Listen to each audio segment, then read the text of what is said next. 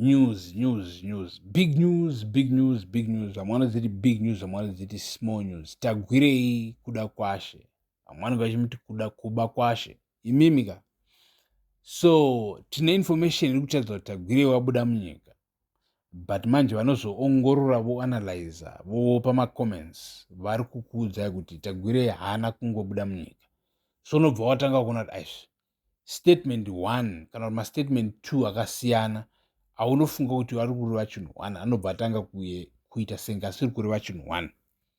Kunzi Tagwirei wabuda munyika achitiza, achimhanya. Why? Muri Zimbabwe vanotevera Zimbabwean politics vaona page kana X account ya Hope Waching'ono, journalist Hope Waching'ono, vachiburisa video yemotikari dzemasoja, econvoy yematanks, raya, but angane tumavhiri twerabha. In fact, hatusi tumavhiri mazivhiri, maybe mazi like 40 something, 50 something inch big rubber wheels, but tumadzini twacho twakaita tumatanks twakajima, twakadhiniwa, twakatsamwa, twakapaka. So tikaverenga tikaona tumadzini turipfuura kana kuma 30, 40, 50 kaut. So it's a lot of military trucks dzanga dziri muZimbabwe dzichitenderera muri Zimbabwe, dzichitenderera muguta. And then Hope Waching'ono, journalist Hope Waching'ono, vachibva vati ivo vafonera ma-insiders avo in the military, vachivabvunza kuti imi chii chiri kuitika neconvoy iri mustreet. And then ma-insiders avo achibva avaudza kuti it's a routine scheduled thing. Tiri kumufambisa mota dzemauto kuita kuti dzisafa, dzisazara rust, dzakangopaka pamwe chete for a long time, for too long. So this is information iripo pa Facebook page ra Hope Waching'ono, pa X account ya Hope Waching'ono, formerly known as Twitter. You can go and check that. Aduzonyangadziwa nevana vanotuma doubts tusina basa kana takutaura nyaya. So muri Zimbabwe apa tanga tichitaura public information, tichipinda isusu kunyaya chadzo new information iri kubuda pano pamuzinda wevanhu kubva kuvanhu. Tichitaura kuti isusu tine information iri kutaridza kuti all of a sudden mangwana Tagwirei yanga achitasigwa kuti une meeting yaari kufanira kuatenda kuVictoria Falls concerning my businesses, concerning my businessmen. You know, as of right now, Zimbabwean business people are meeting regularly, which is a beautiful thing, which is a good thing, which is in terms of business, which is a profitable thing. Because mkaona maZimbabweans anoona different kind of resources coming together to form associations that rules over minerals, different kind of minerals in our geographical area, land, Zimbabwe. Those people, they will have power to control the prices on the global market, which is very important because we have exclusive minerals in Zimbabwe. You know, as a Zimbabwean, you have to know these things. It's very unfortunate. And then onangaitaura zina basa about us. Iwe, tanga tisingamboduku addressa my haters.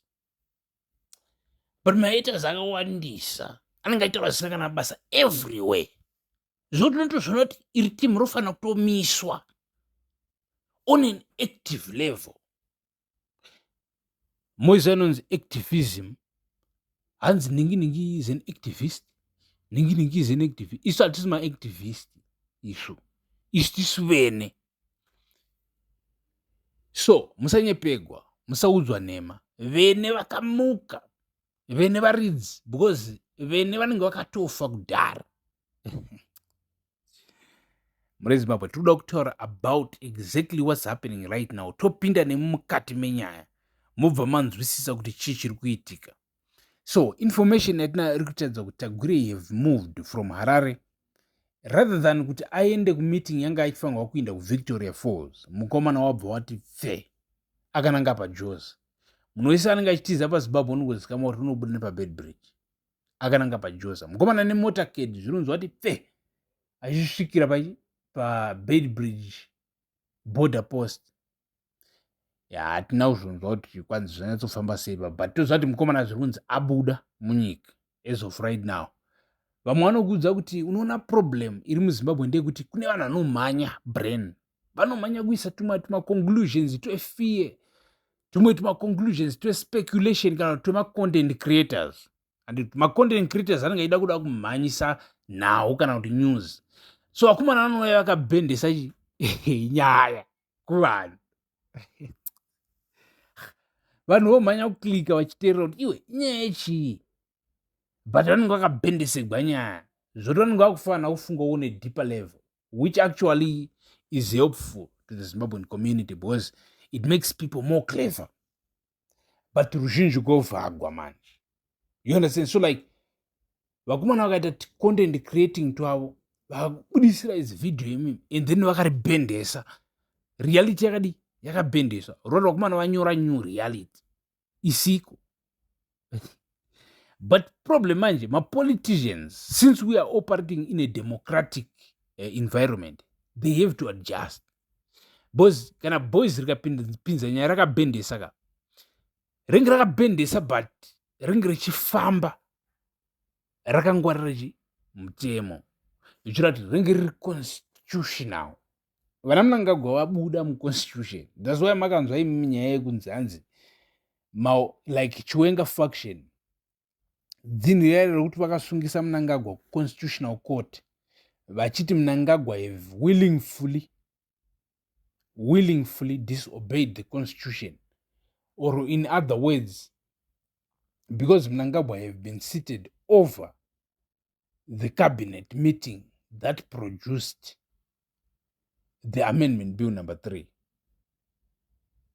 So since he was sitting over or watching over that, he have willingly disobeyed or didn't uphold and protect the constitution as he's supposed to, as he swore that he's going to do that when he becomes president. Unobva watanga kuona kuti level rasiyana murezimbabwe.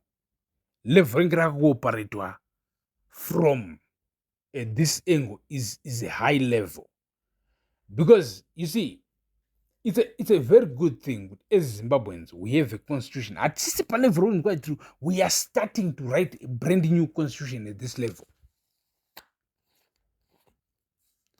At this level, Zimbabwe, very important. We're at a level where like we are a matured nation.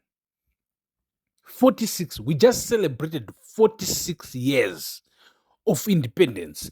Yes, Mama Zimbabwe, but independence, we have never really felt it. It doesn't matter. Because if we were that racist before 1980, to the extent that we say, you know what, we just want to remove the white government and put a black one. We were so racist that we were not able to realize that what we want is not to just remove white people from power and replace them with black ones. What we needed was actually a strong ideology, order, a constitution, and a people who are loyal to the constitution. We wrote the constitution in 2013, but we have people who are not loyal to it. The disconnect between our daily life and what we wrote in the constitution. Somebody have mistaken, wronged President Emerson Mnangagwa. Because pare interview vakaita CNN vachibheja kuti what he wishes for is to establish constitutionalism in Zimbabwe. We know exactly with his innocence in that conversation, in that interview, that he really meant what he was saying. He didn't mean a constitution that is different from the one we already have. He meant exactly the 2013 constitution when he said he wishes to be the one to establish constitutionalism. The best thing, the good thing is that it's not too late. For President Mnangagwa, it's not past the 2028 yet. He can still persuade the persuaders as he promised. And if he ever do that, especially in moments like this, where there are people who have already come out and crossed the line, proposing Amendment Bill number 3. It's not President Mnangagwa who did that. He's still clean. He never proposed such kind of stuff. But there are people who did. So kana makutanga kuongorora zvinhu nemalevels ndo pamunotanga kuona kuti isusu tiri kuona zvinhu from what angle. Bhozi isu hatizongokuudzi kuti he madetails akati bhozi unoona tikakuudzai maexact details ekuti iwe Mnangagwa ati zvakati nomumeeting ndobva ndingapindura zvakati ndobva ndingazoita so ndobva azopinda mumota yeblack yakati Benz kana kuti Bentley kana kuti chii ndobva aburikira ndobva atora rutu yakati. Munoona chii? Teta cross a line. Even reYouTube yamuri kutoona pairi kana kuti even reFacebook yamuri kutoona pairi. And once ta cross that line, vanhu vane pfungwa dzakasiyana. Sometimes peace is always important. Not sometimes, but all the time. So pane vanhu vari violent out there. Pane vanhu vari magangsters out there. Vanhu vokuti mupanhanga ane 16 years ndobva asungwa, ndobva atospenda 10 years ari mujere, ndobva abuda ane 26. Abuda ane 26, ane 27 ndobva abatwa zvakare nekuda kwokuti anga ane mafirearm ane mamedals 3. So you understand, these people really exist in Zimbabwe. Gangsters, killers. And it's very bad. Because once you realize that actually these people exist, and they're very good people, if only we can reach to them. But unfortunately, a lot of people love to, label people as bad people. Once you do something wrong, society yakutokuti uyu inkulukutu, isigebengo samampela, imbava, musatombotamba mbava yamakoko. And then that label goes with you for years. 30 years later, vari kungokuti imbava isingabviri because of one mistake yawakaita. But all the good they forget. Why are we like this? Ndo pateni chimutsana ka. So vanenge vasingadi kumuka ndo vanengaita dzungu. Mirai kuita dzungu risina basa. Iwo kana ukatonzwa kuti apari kuti ndo info manje. Support that. Bhadharai right now kana uchitoona uri paYouTube kana uri paFacebook tine masubscription. You can pay 39 rands a month and you support Inside the Africa Network. Uri kusapota muzinda wevanhu. Paticharamba tichiita zvinhu, tichitaura zvinhu. Munoziva, totaura. This is like a radio show, a big radio show, a podcast. And yamampera yechokwadi. Because tichitotaura, hapana kuda kuonesana zvimavideos naba tiri kutaura on a mental level kuti people understand these things. Like, you know what? That's why we are so important in the society. Musatamba nekuisa audio, woisa picture, and then hundreds of thousands, 500,000, 2 million, 3 million people are listening. It's because imimi ndimuri kutaura pachezvenyu. Mangwana ushingi through us. Because tichitopindira. Ndo tiri paYouTube, become a member. Subscribe, pay some money every month, support the movement. And as a matter of fact, we appreciate everybody. Boys, unongoita zvat iwe kune team out there. Roziva the importance of this. Boys, we can get confused. Vanongoita zvina basa, why? And then you get confused.